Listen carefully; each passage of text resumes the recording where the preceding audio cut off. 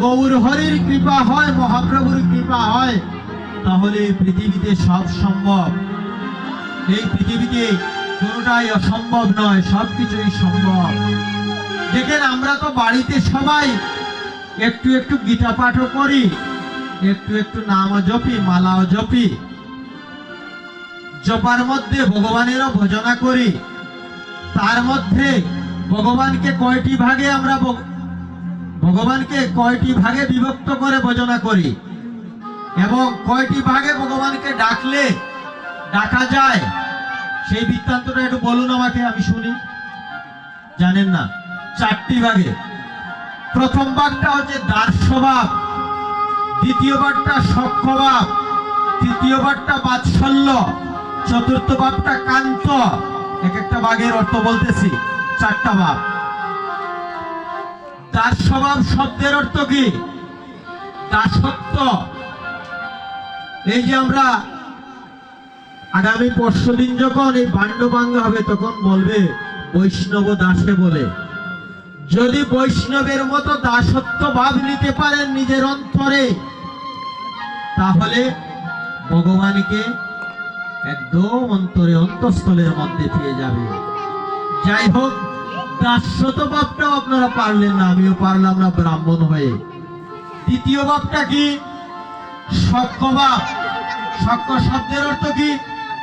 বৃন্দাবনের বালকরা যেভাবে কৃষ্ণকে বলেছিল, এই কানাই, কোথায় রে কানাই? পারেছেন? আমরা কেউ পেরেছি বাবারা, মায়েরা? একটিবার এই যে সম্মুখে রাখা আছে, কানাইকে বলতে, এই কানাই, কিরে কানাই? কেউ পারে নাই, সখ্যভাবেও পারে নাই। আসেন তৃতীয় ভাবটা, বাৎসল্য। বাৎসল্য শব্দের অর্থ কি?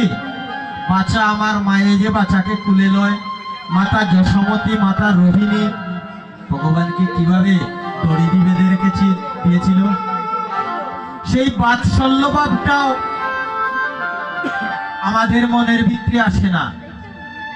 আসেন কান্তভাব। 4টি ভাবের মধ্যে কান্তভাব। সেই কান্তভাবটা কে করেছিলেন?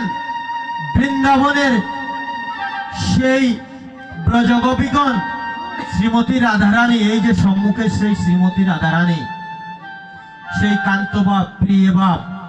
সেই প্রিয় ভাবে কি একটিবারও আমরা ভগবানকে বলতে পারি না যে হে গোবিন্দ, হে গোবিন্দ, তুমি একটিবার আমাকে কৃপা করো?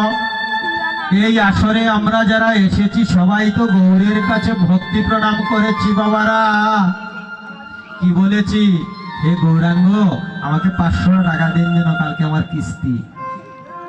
কেউ কি বলেছেন যে হে গোবিন্দ, হে গোবিন্দ, আমাকে তুমি একটিবার কৃপা করো, একটিবার কৃপা করে তুমি আমার অন্তরে আবির্ভূত হয়ে যাও হে গোবিন্দ?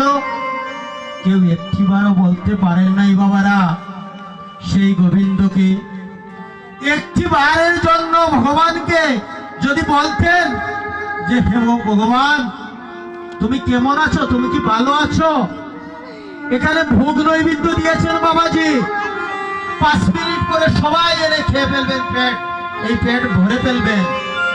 একটিবার কি বলেছেন হে মহাপ্রভু, হে মহাপ্রভু আমার, আপনি কি এই উদর পূর্ণ করেছেন হে মহাপ্রভু, হে গোবিন্দ?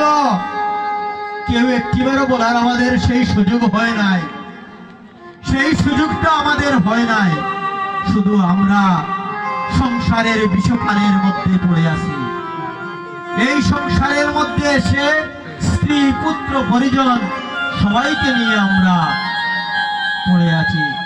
এই সৃষ্টিতে এসে স্রষ্টাকে ভুলে শুধু হাতের কর্ম নিয়ে ব্যস্ত। ঈশ্বর অদ্বিতীয় একজন, যে যেই নামেই ডাকেন, কেউ মহাদেব, কেউ কৃষ্ণ, কেউ নারায়ণ, কেউ মহাপ্রভু। একটিবার হলেও ভগবানের চরণে শরণাপন্ন নেবেন, নিজের আত্মাকে ভগবানের চরণে বিলিয়ে দিবেন। এই যে আমাদের ভিতরে রোগ, আমি হার্ট অ্যাটাকের রোগী, আমার দাদাও হার্ট অ্যাটাকের রোগী। এই যে একটু আগে বলেছি না, যত কৃপা তব হনে বন্দে, আমি 18 সালে হার্ট অ্যাটাক করেছি বাবারা। মৃত্যুর মুখ থেকে এই শ্রী গোবিন্দ আমাকে ফিরিয়ে এনেছেন। আমার ওনার চরণে 100 কোটি ধন্যবাদ, কোটি কোটি প্রণাম। এই যে পরমাত্মা, সেই জন্য গীতার 12 অধ্যায়ে ভগবান শ্রীকৃষ্ণ বলেছেন, হে অর্জুন, হে অর্জুন, আমি পৃথিবীর প্রতিটি জীবের মধ্যে অবস্থিত আছি, প্রতিটি কোনায় কোনায় অবস্থিত আছি। হে অর্জুন, একটিবার তুমি আমার চরণে শরণ নাও, তোমার জীবন রথটা সঠিক মার্গে নিয়ে যাব। দেখেন বাবারা, আমি জুড়ি থেকে এসেছি, আসার সময় একটি সিএনজি ভাড়া করে নিয়ে এসেছি।